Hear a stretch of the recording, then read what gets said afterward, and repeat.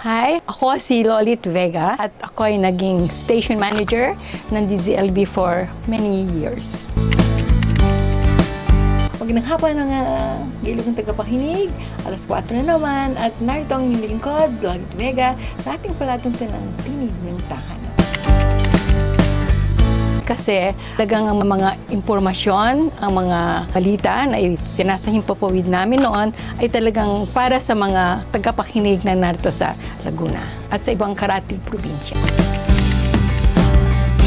Napakahalaga noon yung nakikipag-usap kami sa mga listeners namin. So nakikita namin ang tunay na problema. Kinakausap namin at saka isinasali namin sila sa aming programa. Bati ko ang DZLB sa pagdiriwang ng 60th anniversary. Maasa ako at naniniwala na maipagpapatuloy nyo ang adhikain ng DZLB.